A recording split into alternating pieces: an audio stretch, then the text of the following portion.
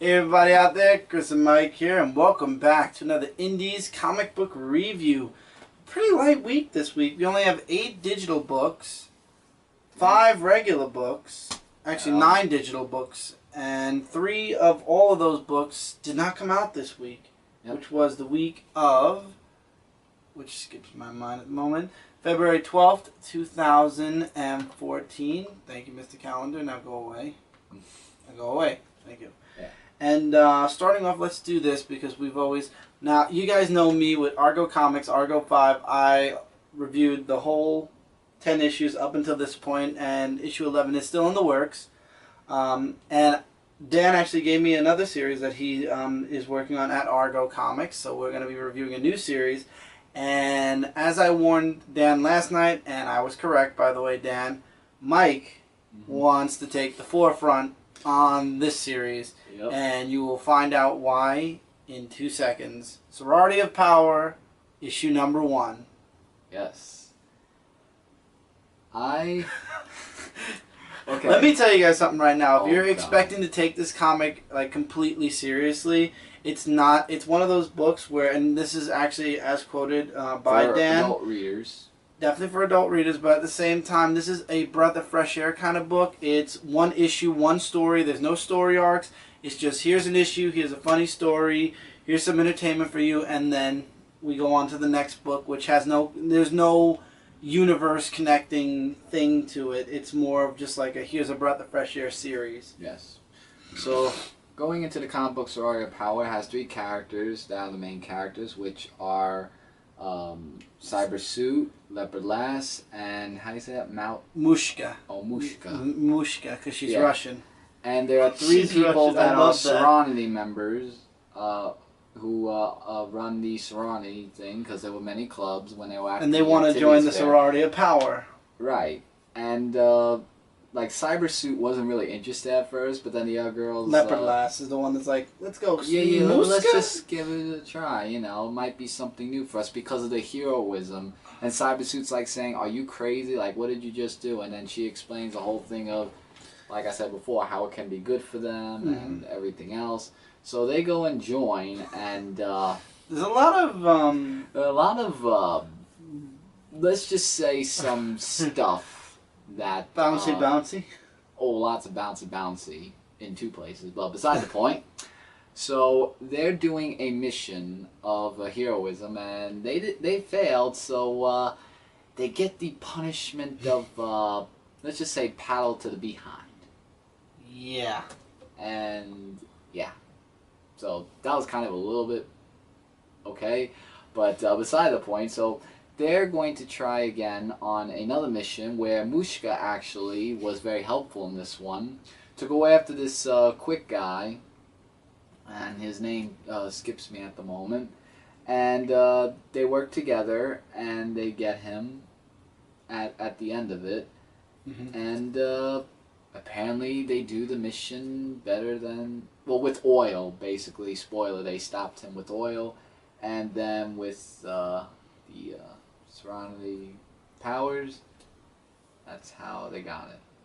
It turned out to be a super speedster who was basically peeking in on the sorority, and the girls catch him, they bring him in, and guess what? They get into the sorority. Right. So basically, 3 girls get in a sorority, go on a mission, fail with some giggity stuff, and then they try the mission again, and then all that they make stuff. their own mission. I thought they went off on their own to stop the guy. They kind of made their own because mission. of what they saw and everything. So and then there's pinups at the end again by several different artists. There are, and they look really good. So this comic book, I give it 5 giggity goo stars. Definitely 5 giggity goo stars. So I found it good as well. It was a breath of fresh air, and once again, nothing to be taken too seriously.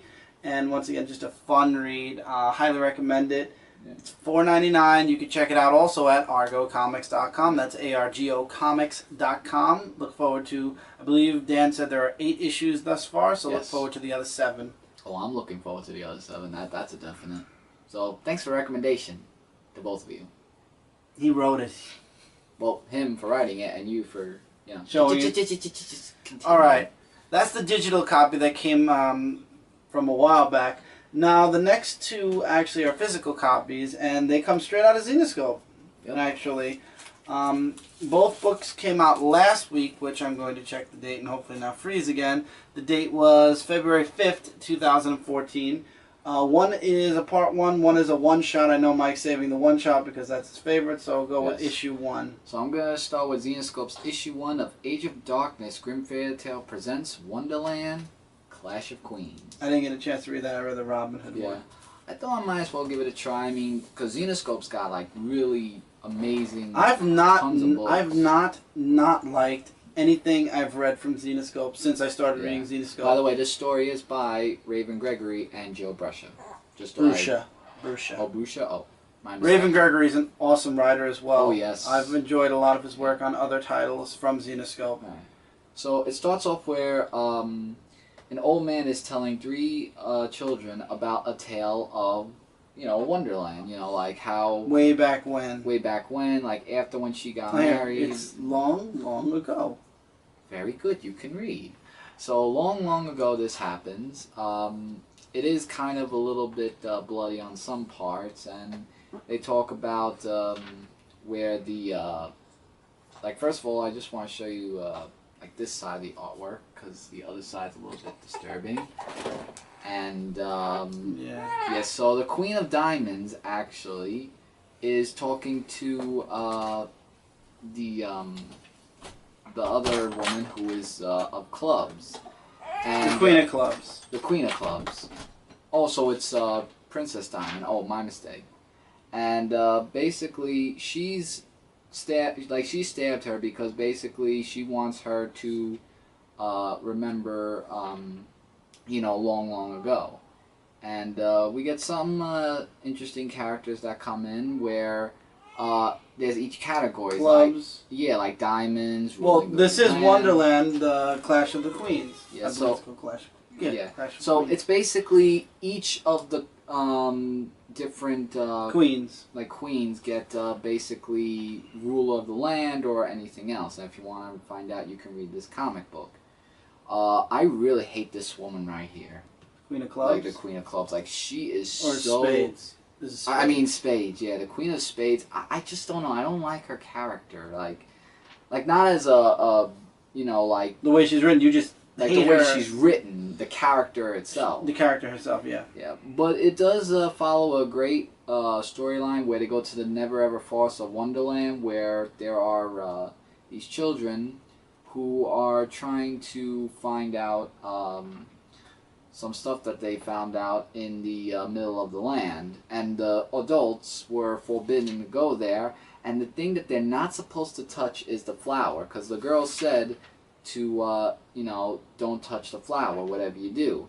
And what happens? They touch the flower, and the blade, which is called, we call fall, plays in it. And then the children like saying, wait a minute, you're going off tail, like everything's all false, like, like you didn't talk about this and that. And then the old man was like, I was getting to it, so they gave him that chance, and in the end is decapitation.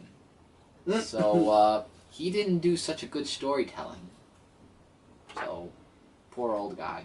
But to be continued, or just a one shot? I think it's a one shot actually, because I saw it end, I think. Oh no, it's to be continued. I thought so. My bad. Oh yeah, it's a 5-parter thing. That's usually, yeah. So it's a mini-series, but really awesome stuff. I did leave some stuff out because I want you guys to definitely read this comic book, but... Fantastic book, it looks like. I'm going to be reading that. But I did read the next book. And this is my favorite character.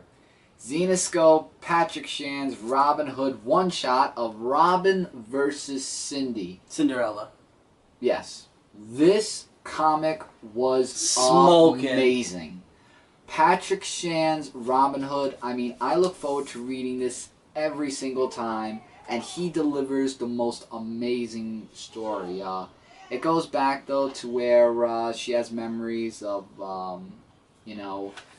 when we saw from the last volume or so. Will, you're talking about? Will. That he came back from You could have just said, dead. Chris, who's that person? I would have told you. I didn't want to, So what I like about this is that she goes to this government agency where she like has like these new missions that she goes on. Some called the Technomancer. So everybody who thought she was actually arrested, this is an interesting continuing forward. You Wow. know, here's some artwork, by the way, which is spectacularly amazing. And she actually meets up with one of her past rivals, Avella, who opens portals and stuff like that. And they have this fight scene. When she opens the portal, she meets up with Cinderella, Cindy. aka Cindy. Right. And, you know, like, Cindy's like saying, you know, you remember the whole New York City things, and it relates to Realm Knights trade paperback. So if you guys did not read you guys- Realm Knights, check out the trade paperback. I wish you'd move they- over a little bit so I can move in a little. They I'm trying to do, get they comfortable. do make references to some comic books, and both of them have an amazing fight. And after that, the guy who and the girl who's watching stops Avella, and they don't. Basically, it's these two right here, and they believe in not killing. And even Robin Hood doesn't want to kill. And I was like really amazed at that, because she's done that in the past in the volumes, with volumes 1 and 2, when she was fighting, you know, the other people. So things have changed, obviously. Well, yeah, things have changed, you know, and all that other stuff. So she goes into prison, and she's like saying it's not the first time, because there's been many times that has happened. And basically, the queen, I guess it's the queen or something, she goes to see Robin in the prison, and she wants to kill her, but then again, she really doesn't, because she is, like, she needs to be there for what she needs to be done, because she wants to, because of what she wants, I'm trying to think of the word, like, she has to finish something to make her name well known. So she gets out of prison and meets up with Cindy again, and she just gets the, like, Robin beats the snot out of Cindy, like, really something else. And then Avella gets, I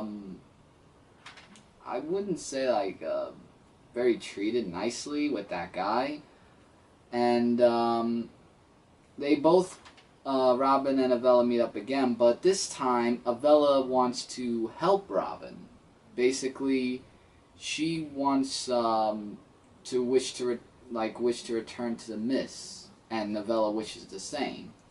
So, you know, basically they have a Robin Hood Wanted trade paperback issue mentioned, where she fought with Gisborne, as you can see right here. It's good that the references are there, so this Yeah, way so anything that that's way you can explained, you understand know the exactly story where to more. go. And that's another reason why I like this comic book. So she makes a promise, and Avella wants Robin to kill the Dark One, and basically it's her master, which is the guy. So you know, like, they're saying, you know, you can, you know, like, she will not allow your death, because if a soul lives that can kill the Dark One, it's Robin.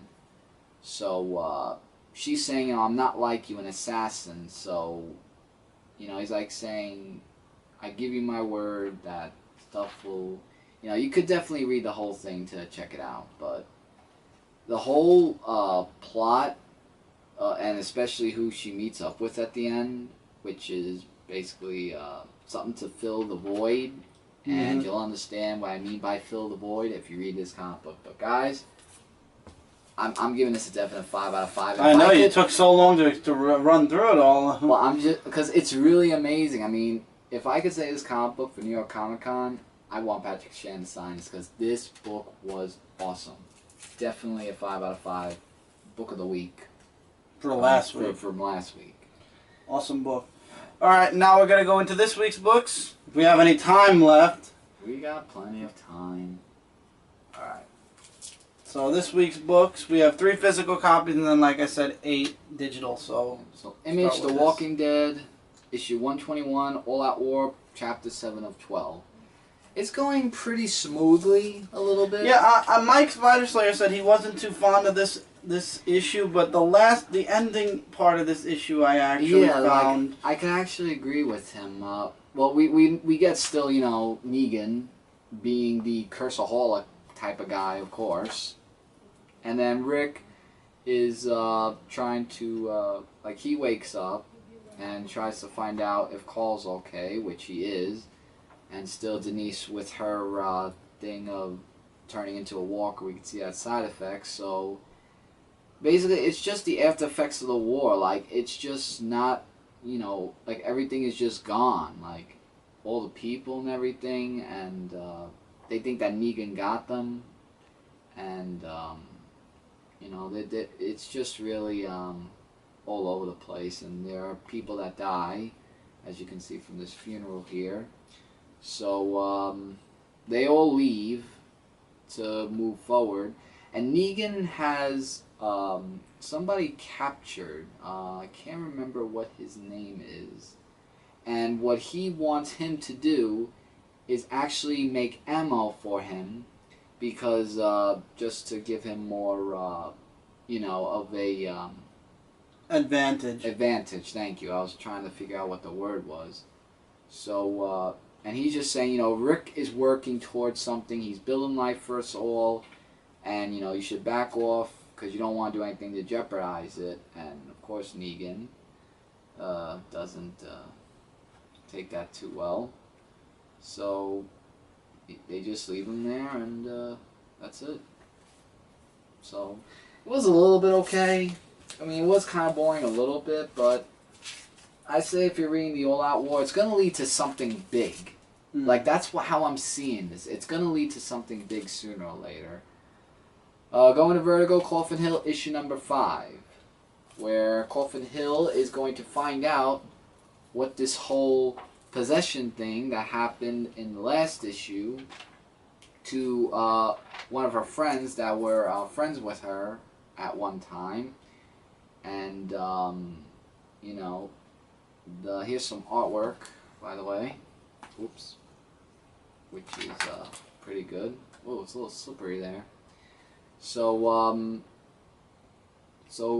Coffin and, oh, what's her name?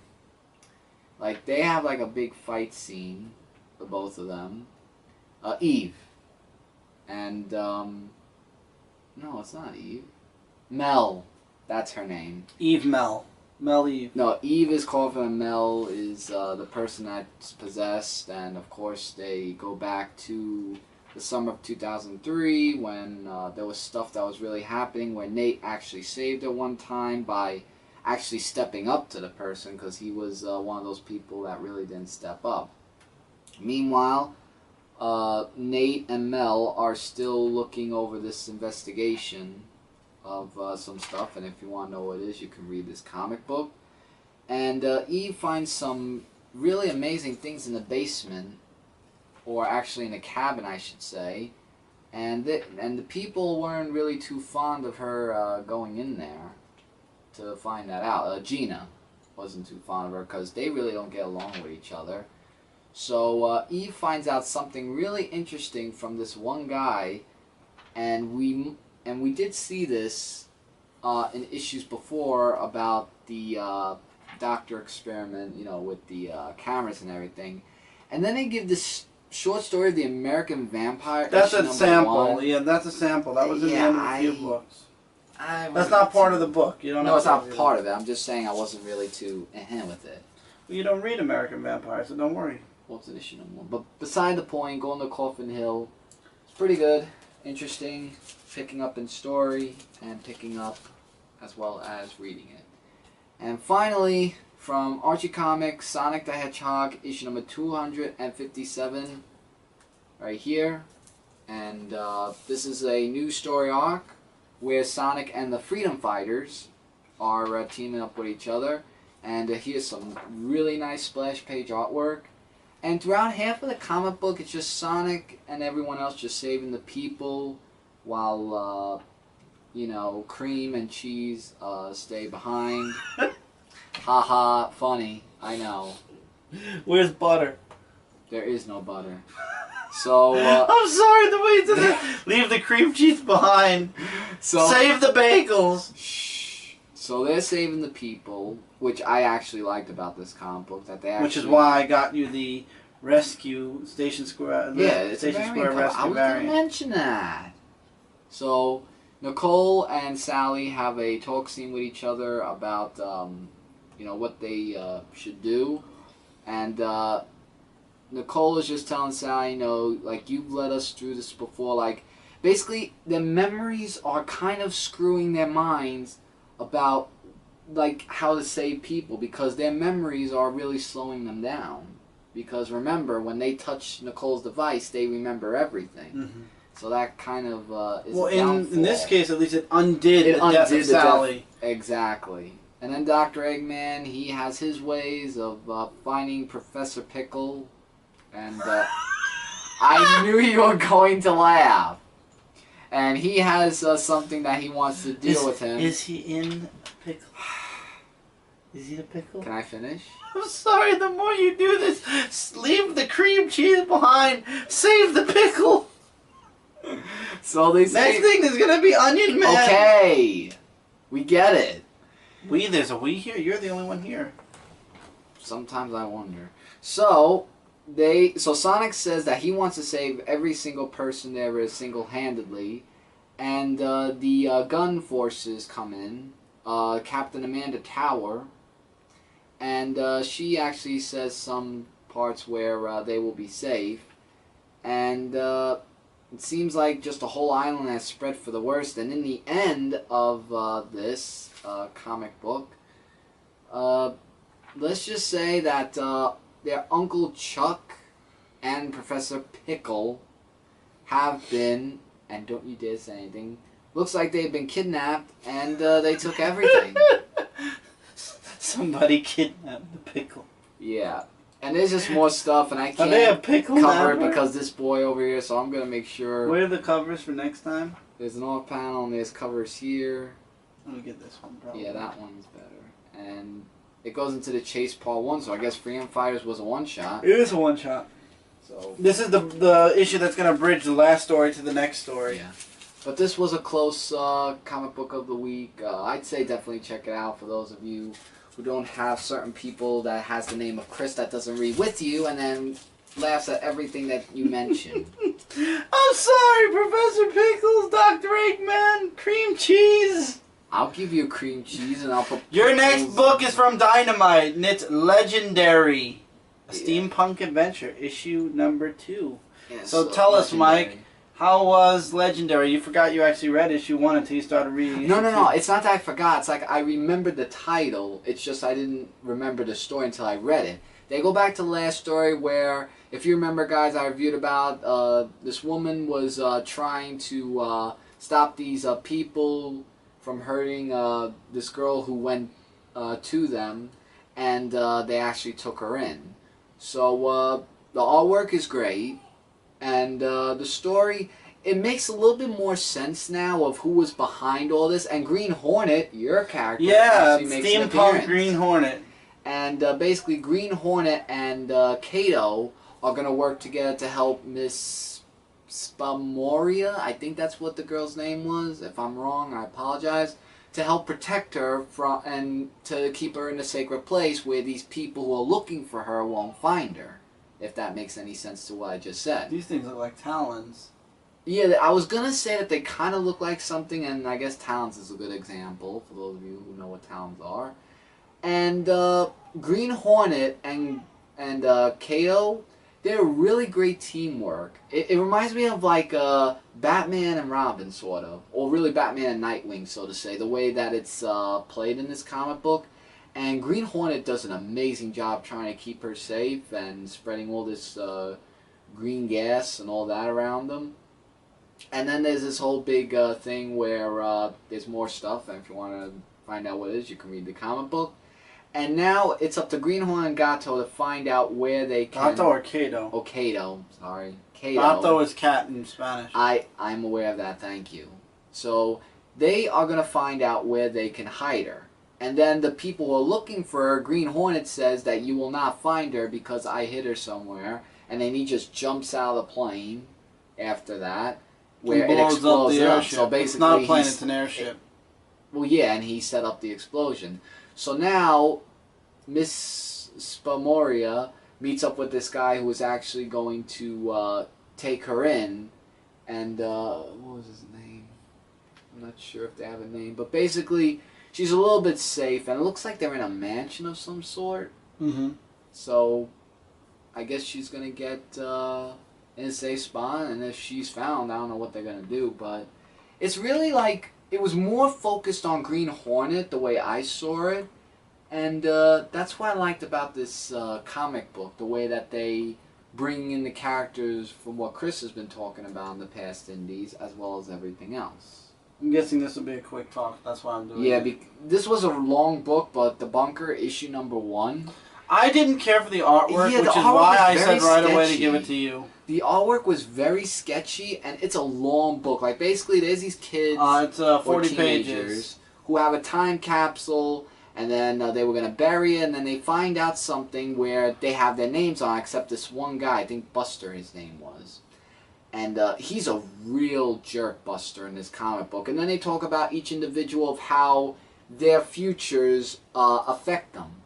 Because there's no past or present, it's just the future and what lies ahead. And everybody's going crazy, like saying, is it true, is it not true? And, you know, one's cheating on someone else of what the future says, or one does this while the other does that, or one comes back to life. It's a whole big controversy, and that's how really I could sum up this book in 40 pages. And there is someone that actually comes back who had a thing for Buster. I think that's what his name is. I'm really... Billy. Billy! Right, the power. Buster. I thought it was Buster. I'm sorry, Billy was a character I didn't like. So, if you want to read this comic book, you can, but I don't know. I really didn't care about the artwork either, because it was very sketchy. Story looks very interesting. The story does look very interesting, but that's how I could sum it up. Alright, now hang on 1 second. We will come back with the rest of the books. We're just going to skip over to the next piece of this review. Yes, So hang stay tight for tuned. 1 second. Alright, moving forward, we got The Sixth Gun, issue number 28. Yes, from Oni Press. So how was it? The Sixth Gun, like, there was an interesting story where, what was his name? Asher was going after Becky and the other guy. Well, basically, he was going after both of them because in last issue, he wants Ruth to come back to life. And basically what he wants to do is kill the both of them because the main character, and I'm trying to figure out what his name is, and it leaves me for one, that he was saying that he was going to bring him back, bring her back, and then... Sinclair? Sinclair, thank you very much. And he hasn't done that, and then he's like saying, you know, you don't want to do this, but I have no choice but to put you down, all that stuff. There is one character that dies in this story, and I don't want to say who it is, and one of them also gets captured by the other character, and we don't know what his name is. At least that's what I know of, that we don't know his name. So Sinclair gets Asher with the gun. Like, there's the first gun, and I believe the fourth gun he used. No, the second gun, I'm sorry, the second gun, where he defeats him.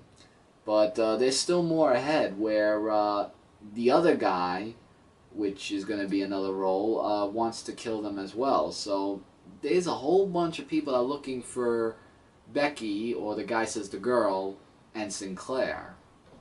So this book is building up in an Pretty interesting... nicely, actually. Yeah, in a nicely direction, but it's really good. It hasn't really disappointed me, and that's what... Because I really thought it was going to disappoint me in the middle, but it actually got better, and it picked up very nicely as well. Actually, let me go first. I'll do Star Wars issue number... Now I gotta get...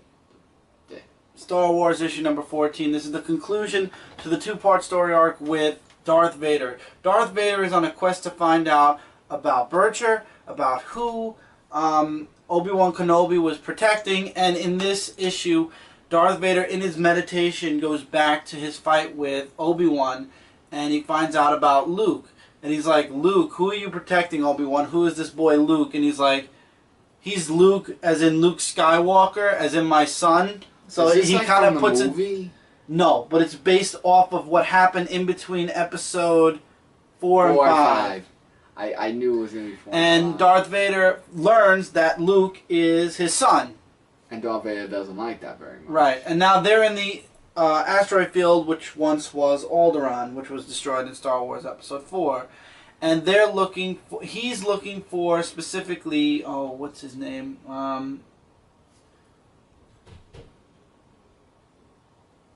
By the way, Alderaan is Princess Leia's homeland. Or old once homeland. Before Alderaan. A killer capture order has been issued for ex-Imperial scientist Tag Ragaran, who we saw in previous issues, way back in the first story arc. He was with Leia. Yeah. And Leia, yeah. Darth Vader captures him, but the clone troopers heard over their radios that it's a kill on sight. And Darth Vader doesn't want to kill him, he wants to question him. And the clone troopers say, you know, we can't do this. Even though it's a secret mission, they have to follow protocol. So Whoa. Darth Vader ends up killing every single one of the troopers. He has to, because he wants to question. I understand that. I'm just like, wow, with the artwork. So in the end, Rogue, whatever his name is, won't tell him anything. And Darth Vader's like, if you don't tell me anything, your family's going to be in trouble. Because they're going to find out you were this, you were that. And he's like, you know what? Go to hell. So in the end, he ends up dying, and Darth Vader learns nothing of Leia. So he knows about Luke, but not Leia. And he doesn't actually find out about Leia until Episode 6 anyway, where he actually tells Luke, you know what, if you don't work, there's always your sister. So obviously he finds out about Leia later on. Does Han Solo come later on? Not in this book, he doesn't. Oh. And then the ensign who's working with him, basically she's the only survivor, but like he promised her, in the end she got a promotion, she got a pay raise, she got a better living quarters. However, she has to live with the horrors that she put up with in those 5 days on that mission that Darth Vader took her on. I can tell, because everything she sees. Awesome standalone, a 2-part story arc. Next issue continues the actual story with Leia and the Rogue Squadron, because Rogue Squadron was brought back. And Was formed, not brought back. Yeah, it was formed. This was a good 2-part story arc. I would highly recommend. Star Wars has been spectacular in Dark Horse. It's one of my favorite books out of Dark Horse, and I accidentally X'd out the X, but you can. There we go. Yeah. So, all right, let me get that. So it's issue number 10, right? Issue number 10 of the X. Yeah. Yeah. So the X, issue number 10. And from what I saw from the last issue, I wanted to give issue 10 a try. And what I saw from this issue was really a spectacular. The artwork is a little bit shadowy. I don't know. I found, well, it was dark a little bit, but I did actually find it pretty good. Not good or bad, like just pretty good. And basically, like there's these 2 people holding this one guy hostage, and meanwhile there's a girl who goes to the nun, Sister something McQueen. Like it's up further, I think. Go down more. Sister Grace. Yeah, Sister Grace McQueen, I think. And she looks at the picture that the girl brought of the little boy who was once X. And she knew about the masks that he wore, and he asked her if she still wears it, because she wants to find out if this boy was X, from what we saw from the last issue. And X is the type of character... Like, he's almost like the Punisher that kills people, but then again, he's a little bit, like, he could sympathize a little bit. Like, he could say, you know, just do this, do that, and save these people, or, you know, and if you don't do what I say, I'm going to kill you. So, he kills the person who holds these people, you know, who was doing all these mean things, and as he said, you know, either do the right thing or I'm going to kill you. So, he kills them. And then, as the issue keeps continuing forward, you know, the city is having news about what it's turning into. And meanwhile, X meets up with his old rival or old friend, and spoiler, his old pal Gamble shows up. And X thought that he killed him, but he said, well, you gotta think again because you didn't kill me good enough. So he's just going at him, and the whole top building just explodes, and we don't know what happened after that because it is to be continued. This comic was spectacular. I really enjoyed how they put that story all together, including with, you know, justice for him is violence, not just killing like the Punisher does, and meeting his friend that he thought he killed Issues Back, because I didn't read Issues Back, so I wouldn't know. But, wow, just amazing. Alright, we're in IDW to conclude everything. Really quickly, X-Files the X-Files Season 10, issue number 9. Mike and I both read it. I'm not a huge Bug fan. Neither am I. And neither is Mike. And this story was filled with it. It's basically the bugs taking over their minds. Yeah, the bugs take over their minds, and this woman is like a follower. Like the woman at the end, I believe, had control over the bugs. It was just disgusting, and she wanted to take Scully as her next victim. It was disgusting. But in the end, I'm just glad it's over. But I hate bugs, and even just the comic book, it was disgusting. Next thing you want to know, if I win the comic book, I get a big boot and swat all of them.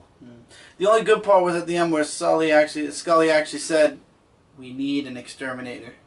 Or an exterminator. That would be It was good too. so I just didn't care. I hate bugs, and this. It's not that I don't care for the series. Really I just didn't care about the parts. issue. I didn't like the story. Yeah, but didn't you see how it was disturbing in some? Yeah, I'm not going to even say bugs where it went. crawling all over things and people. No. Continue. I'm sorry. Move. This away. book is your book. Because my book I'm leaving for last. The City, the Mind in the Machine, issue number 1. Which actually, as we get to the middle issue, kind of looks like the Terminator, but it's actually in and I know I keep bringing up 1984 because the setting of cameras looking everywhere and watching everybody. I mean, I know I must have mentioned 1984 references hundreds and hundreds of times in a couple of comic books, but if you read this, you can actually tell that what camera is looking at you, and then there's just so many other things that happen as well, just to keep it short. And then the main character of the book goes on the bus one day. What? Yeah, I'm up to it. Oh, and he is in the explosion. But he doesn't die. He actually comes back as not a regular person. As a computer machine, which is like the Terminator, basically. And he's just trying to figure out, like, whoa, what's going on? What happened to my eyes and everything else? And he doesn't want to believe that he was brought back to life or believe that he's a machine and not human anymore. So he's talking with other people just to find out more about himself and what he can do, along with data and stuff like that. So this is more along the lines of people who are interested in computers, who have read 1984 by George Orwell. So this guy, what's he going to be? What does he have to be plugged into? He's going to be like one of those living computers that sees and knows everything? He wasn't interested to be plugged because he didn't really want to go through the whole scenarios. But then in the end, I don't want to spoil it, like there was a way that they convinced him to be plugged. And if you want to know what it was, then you got to read the comic because I don't want to give it away. But this is actually definitely something... If you're interested in computers in 1984 like I am in some ways, but yeah. My book of the week, Transformers, Robots in Disguise, Dark Cybertron, Chapter 9. We've got Titan versus Titan on Cybertron. We've got Nova Prime versus Optimus Prime in the Dead Zone. All the Autobots are now back, all the Transformers basically, who left on the Lost Light are now back on Cybertron, except for Rodimus, Optimus, oh god, why do I? No, I forgot. I forgot. Hold on. Dead Zone people. Cyclonus, Nightbeat, Cup, and that's it. Cup. Cup was from the movie. You shut your mouth. You're laughing about the whole pickles thing and everything. And to be honest, the Titan fight was awesome, but Cybertron fell into second place because Nova Prime versus Orion Pax at first was the best part of this book. Because Optimus Prime finally starts doubting himself and the Primes. Like he said, we've been corrupted, you shouldn't want to be, Prime shouldn't exist anymore. And then Rodimus actually talks with him and he's explaining what, that the Primes always were about decency, integrity, and morality. And I love the last two word bubbles he said to Optimus before Nova shoots him. He said, listen, the world will always need a Prime, but only if that Prime is you. And he gets shot, and Optimus just goes at Nova, beats him up, finally gets the upper hand because Nova was beating the crap out of him before this. And then in the very end where Nova's like, no, please, Orion, wait, please. He's like, my name is Optimus Prime. Oh, I thought it was Fist I'm Optimus. through the chest. I No. thought it was I'm Optimus Prime. Nope. My name is Optimus Prime. Okay, that works too. And Galvatron feels that Nova's dead. The Titans, Megatron uses his light gate or whatever the gate is to teleport Metroplex's thumb to him, and by doing so, it allows Metroplex to beat the other Titan, and also it allows for there to be a cure, the cure for that disease that was going on in Cybertron. Oh, yeah. He cures all the Cybertronians because it's Autobots and Decepticons alike. Okay. Megatron's like, Bumblebee, you were correct. The good guys did win because even though Megatron's all beaten up and hurt and whatever, they won. They beat the Titans, and Shockwave's plan, at least what they think is Shockwave's plan, is foiled. However, we find out in the last page that that was not all of Shockwave's plans. That Shockwave actually has another plan, and the fact that Nova Prime was killed, that was part of the plan. To be continued. Wow. 3 more chapters to go, everybody. And if that wasn't the hype. Oh yeah, if that wasn't Shockwave's plan, what is it? And he just set it into motion in the very last page of this issue. 5 out of 5 stars. If you guys are not reading Dark Cybertron, go back, start from the beginning. This has been a spectacular series. It all is going to end in March with Transformers Robots in Disguise, Transformers More Than Meets the Eyes, and the one-shot, which is the conclusion to Dark Cybertron. Dark Cybertron. I believe it's called issue number 2, though, if I'm not mistaken. Let me see. I don't think I have the checklist up. No, I don't. I have to see the checklist. You mean the other one? Oh. Yeah, let me see if I can find the checklist on it. If the checklist is actually on this issue.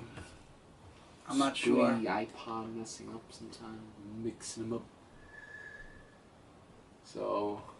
I don't know how to get rid of this now. I'll get rid of it later. Well, basically, it was mentioned. But Janxis also is part of Shockwave's second plan. No, it just ends at the very bottom. Yeah. So there's no There's nothing. Yeah, there's no chart that shows it. But yeah, basically that's that. Well, they could actually maybe look at the page. Yeah, you can check any IDW book, and at the back of every IDW book, basically there's a checklist of what's going on with that. So there's 3 more books coming, and the last issue is a one-shot that concludes all of Dark Cybertron, and then we go from there. Spectacular series, highly recommended, 5 out of 5 stars, my book of the week for sure. And that's it for this indie review, guys. Feel free to leave comments below, and your comments will be answered this coming Friday on the weekly comic book haul, I believe episode number 16. Questions, comments, recommendations, we take all kinds. Yes, I answer, Mike answers. And yeah, so feel free, let your voice be heard, and we will answer you guys. Absolutely, it's 100% guaranteed. And I will answer your questions down behind the camera. So yeah. If you want to ask me questions, I will answer it, but you won't see me in the video. Okay! I'm just giving them a little... Don't also forget to check out ComicRelated.com as well as ComicFrontline.com. Together we are your #1 source for comic-related news, reviews, and a whole bunch more. We got tons of content on the YouTube channel. You can check us out on Comic Frontline right now in 2 places. ComicFrontline.com, which is the written stuff, the articles and everything. And we do post our videos there. But then if you want to check us out on YouTube, you can just type in youtube.com/ComicFrontline, and that's where all the videos are going up. And we got some awesome stuff, and we are planning some even bigger stuff really soon. And you guys are not going to want to miss out on that. At all. Alright, and with that, yep. Tomorrow night we will be recording the comic review. You'll be seeing that on Monday morning or Monday early afternoon. Yep. So until then, guys, take care, keep reading, keep collecting, and we will see you guys. And we will see you guys in the next review. Later, everybody. Take care, everyone.